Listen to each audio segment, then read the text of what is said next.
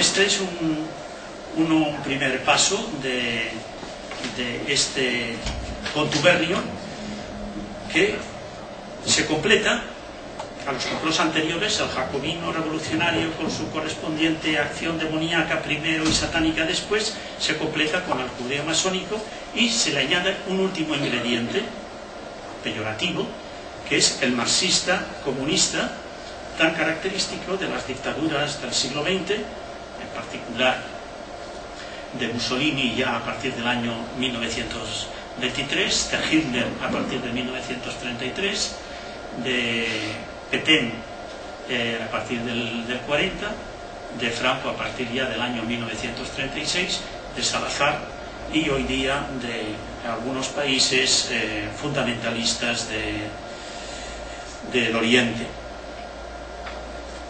En España se hizo muy famoso este contubernio judeo-masónico comunista como causa de todos los males pasados, presentes y futuros.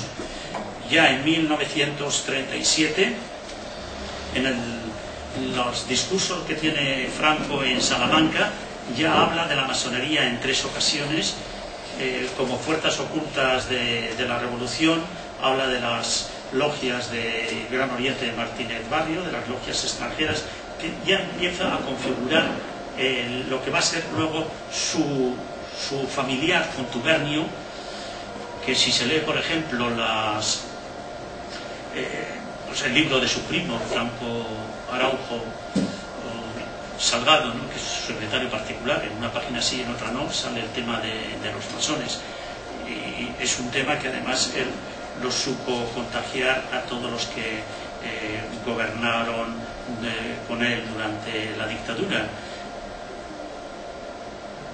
Es un contubernio judeo-masónico comunista que es más suave que el que luego inventó ese Carlo Villa del que hemos hablado antes, porque para él fue un contubernio monárquico, democristiano, masónico, marxista, anarquista, separatista.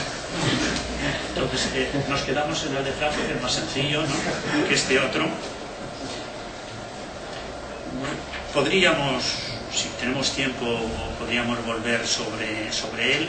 Su último discurso en el balcón del Palacio de Oriente 4 semanas antes de morir, pues nos volvió a mencionar el tema: contra España existe una conspiración masónica izquierdista en la clase política, en contubernio con una subversión comunista terrorista en lo social.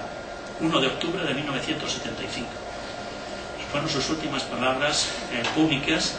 Es decir, que desde el año 37 hasta el 75 es un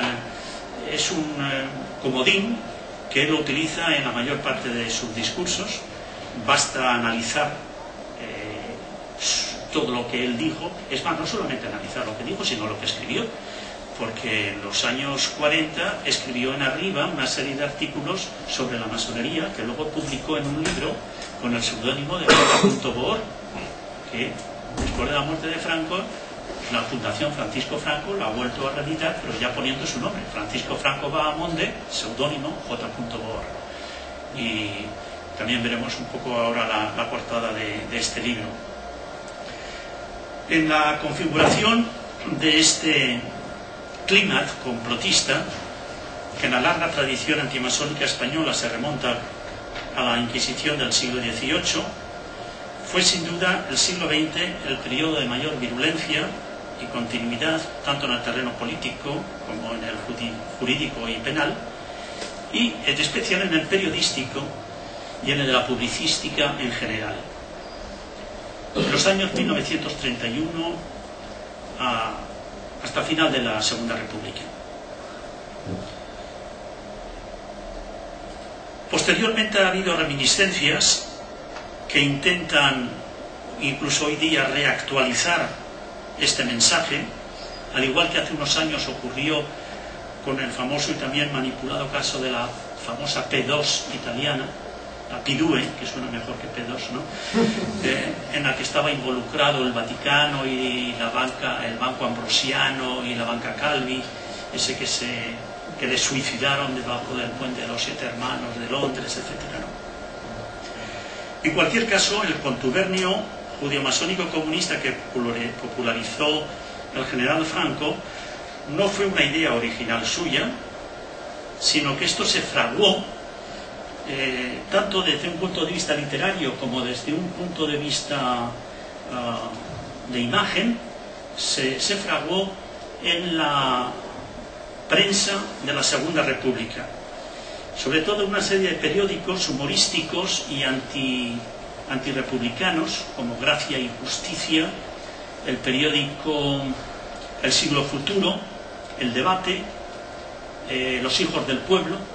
Veremos ahora cómo algunas de estas caricaturas, cuando uno busca las cosas, no las suele encontrar, no se preocupe. Entonces, a través de esas caricaturas y del ridículo de los políticos, se fue creando una imagen que es la que luego reasume y asimila a Franco hasta crear esa especie de paranoia. Del Pino, en su psicoanálisis de Franco, pues llega en un momento a dudar, ¿no? Claro, a nosotros historiadores, cuando nos preguntan ciertas cosas, decimos, mira, lo que podemos demostrar es que Franco estaba obsesionado contra la masonería. El cómo y el por qué, eso ya no pertenece a los historiadores, eso pertenece ya, en todo caso, al campo de la psiquiatría, ¿no? Pero ya no al campo de los historiadores. Pues bueno, en esta iconografía a la que aludía antes, vemos cómo ya se ridiculiza igualmente a los masones, a los judíos y a los comunistas. Y aquí se añade todavía más luego los separatistas, ¿no? En el caso español de la Segunda República, que sería ya el último capítulo, la última fase de la conspiranoia que se inicia en el siglo XVIII. Como dice León Poliakov en su famoso ensayo sobre el origen de las persecuciones, estamos en presencia de una especie de visión policíaca de la historia, es decir, de las plot theories de los autores anglosajones, que relacionan el vocablo plot con las intrigas, conspiraciones, tramas, o si preferimos, con las conjuras o complots. No olvidemos que en el francés antiguo, complot no es otra cosa que una reunión de personas. Más sugestivo resulta el equivalente vocablo ruso, zagovor, que literalmente significa hablar detrás, hablar a espaldas de alguien. Eso ya supone conspirar. Y en todas partes hay complot. Donde se reúnen 7, se habla. Y si se habla, hay complot.